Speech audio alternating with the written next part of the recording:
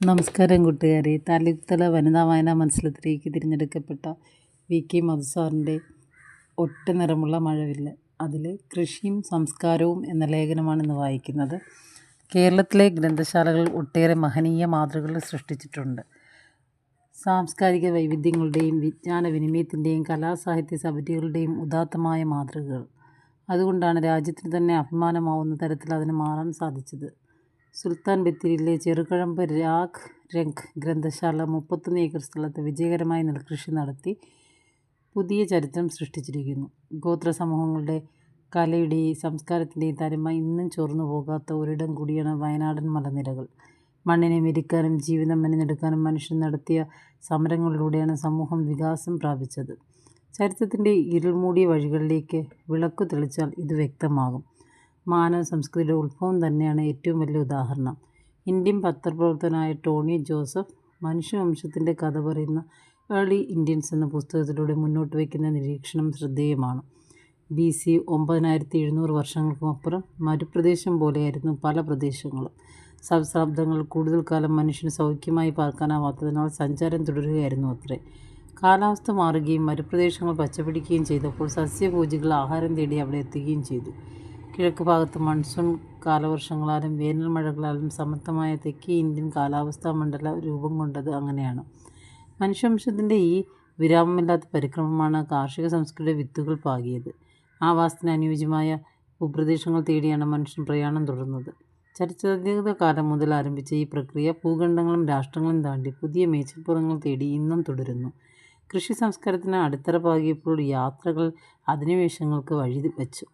ജനങ്ങളുടെയും രാജ്യങ്ങളുടെയും കാര്യത്തിൽ മാത്രമല്ല, ഭരണകൂട പിന്തുണ കൂടി ലഭിച്ചപ്പോൾ കൃഷിയിലും തൊഴിലിലും സംസ്കാരത്തിലുമെല്ലാം കടന്നുകയറ്റം സാർവത്രികമായി മാറി.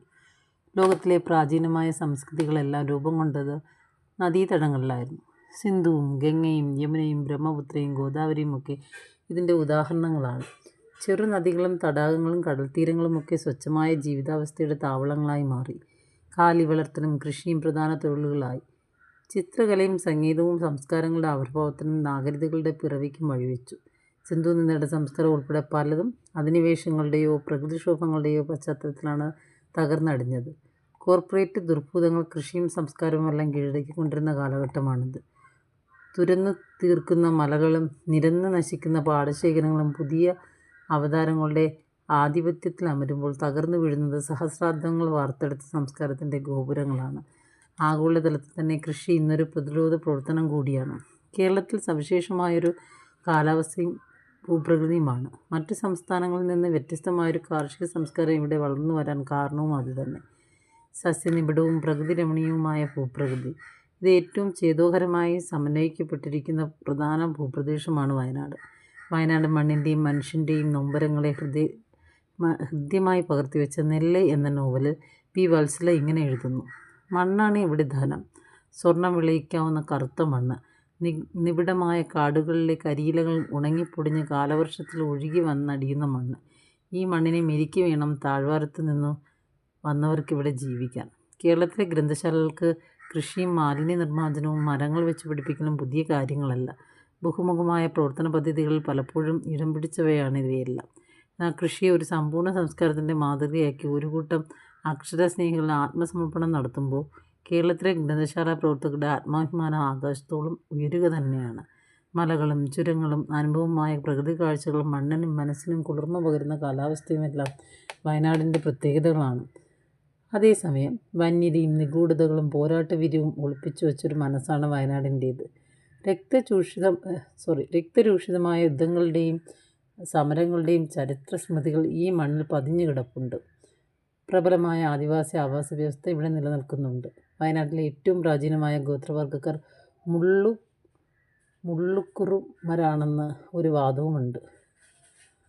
ഇടയ്ക്കൽ ഗുഹയിലെ ശിലാലിഖിതങ്ങൾ മുള്ളുക്കുറുമരുടെ പൂർവികർ 6000 വർഷങ്ങൾക്ക് മുമ്പ് വരച്ചിട്ടതാണെന്ന് കണക്കാക്കുന്നു. കുറിച്യർ, അടിയർ, കുശവർ, വയനാടൻ ചെട്ടികൾ, തേൻ കുറുമർ, വെട്ടുകുറുമർ, വേടർ, കാട്ടുനായ്ക്കന്മാർ, പതിയർ, ഉരിടവർ തുടങ്ങിയ എത്രയോ വിഭാഗങ്ങൾ. പ്രാചീനമായ വിശ്വാസങ്ങളും ആചാരങ്ങളും ഗോത്രസൗന്ദര്യം തുടിച്ചു നിൽക്കുന്ന നൃത്തരൂപങ്ങളും അടിച്ചമർത്തലിൻ്റെയും അതിജീവനത്തിൻ്റെയും തുടിതാളം ഉയരുന്ന പാട്ടുകളുമായി ജീവിക്കുന്ന ഒരു ജനത. അവരുടെ ഭാഷയും വേഷവും ഭക്ഷണ രീതികളും കാട് കനിഞ്ഞു നൽകുന്ന വിഭവങ്ങളുമെല്ലാമായി അവർ ജീവിക്കുന്നു. അവരുടെ ഉള്ളിൽ തീയുണ്ട്. തങ്ങളുടെ കാടിനെ നശിപ്പിക്കുന്ന മേലാള വർഗത്തോടും മണ്ണിനെയും പെണ്ണിനെയും മാനഭംഗം ചെയ്യുന്ന ദുശാസനന്മാരോടുമായുള്ള രോഷാഗ്നി.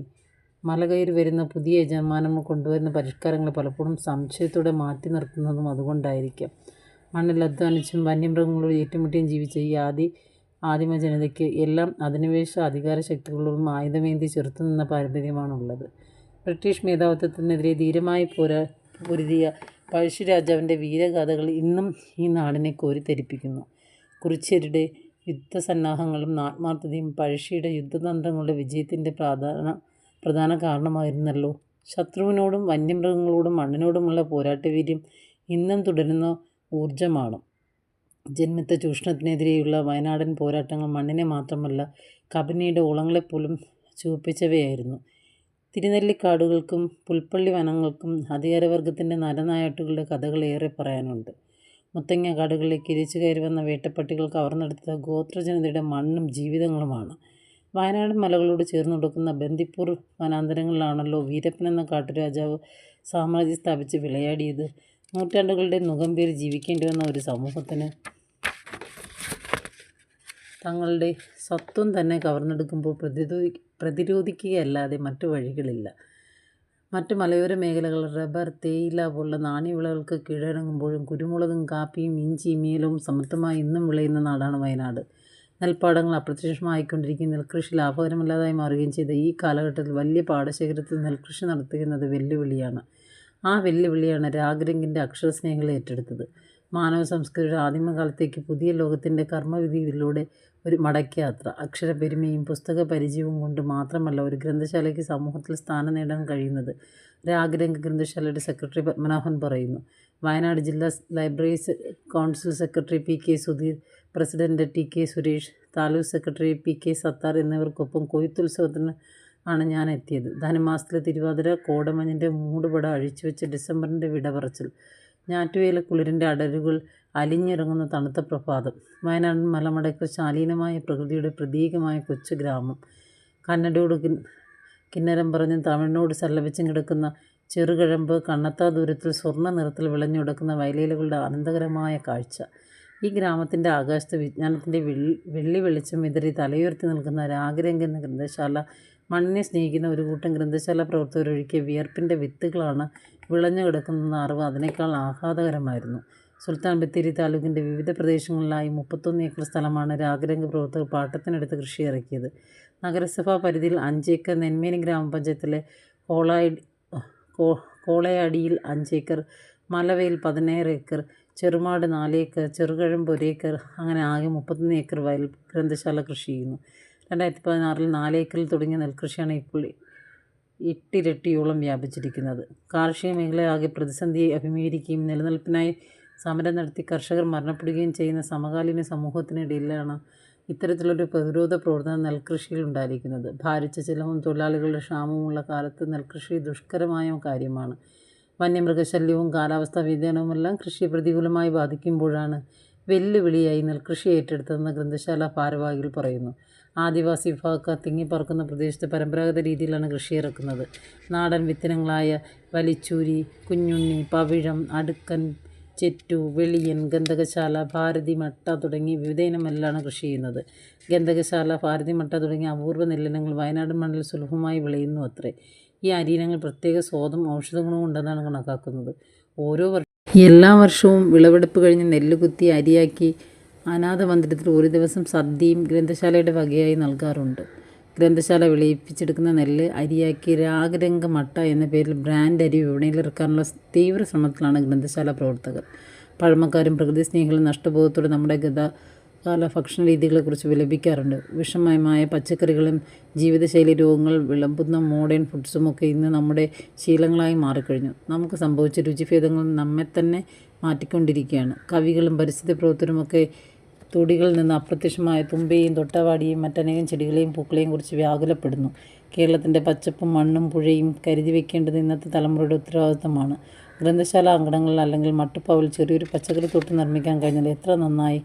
തരിച്ചു കിടക്കുന്ന ഭൂയിടങ്ങൾ കണ്ടെത്തി നാടിൻ്റെ കൂട്ടായ്മയിലൂടെ വിത്തെറിയാൻ ഗ്രന്ഥശാല പ്രവർത്തകർ രംഗത്തിറങ്ങി ഒരു പുതിയ കാർഷിക വിപ്ലവം തന്നെ കേരളത്തിൽ സൃഷ്ടിക്കാൻ കഴിയും. സ്വന്തം നാട്ടിൽ കാർഷിക സംസ്കൃതിയുടെ ശംഖുലി മുഴക്കി പ്രയാണം തുടങ്ങുന്ന രാഗരംഗ് ഗ്രന്ഥശാല പ്രവർത്തകർക്ക് ഐക്യദാർഢ്യം പങ്കുവയ്ക്കാം. പോരാടുന്ന മണ്ണിടങ്ങളെക്കുറിച്ചും മന്നവന്മാരെക്കുറിച്ചും ONV പാടുന്നത് കേൾക്കുക. ഉഴുതുമറിക്കുവിൻ ഉഴുവന്മാരെ താഴ്വരകൾ, ഇവിടെ വിതയ്ക്കുവിൻ ഇനിയ ഫലങ്ങൾ വിളയിക്കാൻ, തെരുതെരെ എരുതി നാളെ മുതിർത്തിടൂ വലിയൊരു വിപ്ലവ ബീജങ്ങൾ. നന്ദി.